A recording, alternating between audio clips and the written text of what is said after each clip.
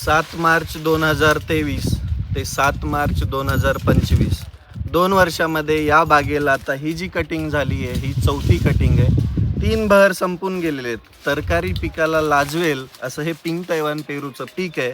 आणि सर, तुम्हाला एक्सपिरियन्स किंवा आता हे तिसरं पीक तुमचं संपून गेलं, तर आता तुम्हाला या तिसऱ्या पिकातून किती पैसे मिळतील? या तिसऱ्या पिकातनं साधारणतः मला आज या 26 लाख ते 26.5 लाख रुपयेपर्यंत आपणाला या तिसऱ्या पिकामधून नफा झालेला आहे.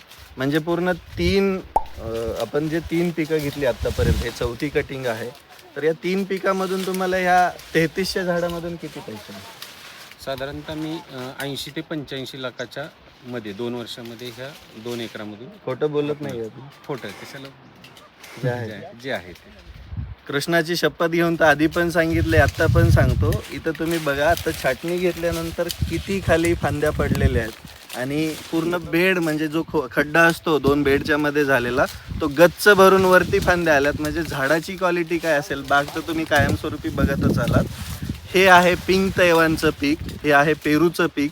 आणि भावाबद्दल जर बोलायचं झालं, सगळे तक्रारी करतात. तुम्हाला तक्रार आहे भावाबद्दल काही? काहीच नाही, कारण आत्तापर्यंत आपणाला व्यापाऱ्यांची म्हणजे मला दे किंवा एखादा व्यापारी आला तर दुसरा व्यापारी येतो की आम्हाला पण द्या. कधीच मला कुठल्या व्यापाऱ्याची अडचण आलेली नाही. आणि तुम्ही सगळं पेरू जागेवरून? हो, आत्तापर्यंत साधारणतः ह्या 2 वर्षामध्ये मी 190 टनाच्या आसपास उत्पन्न आपलं टनेज काढलेलं आहे. याच्यामधला 1 किलो पेरू मी बांधाच्या बाहेर नेऊन विकलेला नाही. पूर्णतः जागेवरच व्यापाऱ्यांनी घेऊन गेलेले. आणि सगळाच विचार केला तर तुम्हाला या पेरू शेतीबद्दल, रिश ॲग्रो फार्मबद्दल काय म्हणायचं?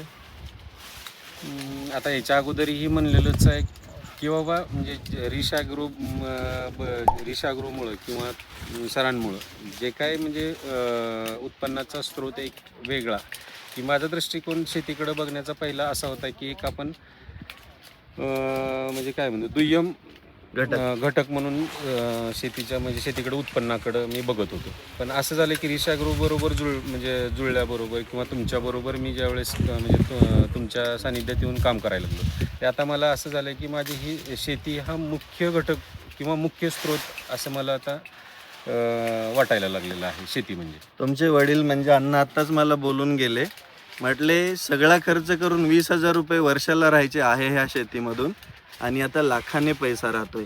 शेतकऱ्यांनो, शेती खरंच परवडते, फक्त ती करण्याची योग्य दिशा असायला पाहिजे आणि स्वतःवरती आत्मविश्वास असायला पाहिजे. तुम्हाला बघायचंय, पूर्ण बाग बघायची. तुळजापूर तालुक्यामध्ये सरडेवाडीला ही बाग आहे. जे काही आहे ते ओपनली आहे.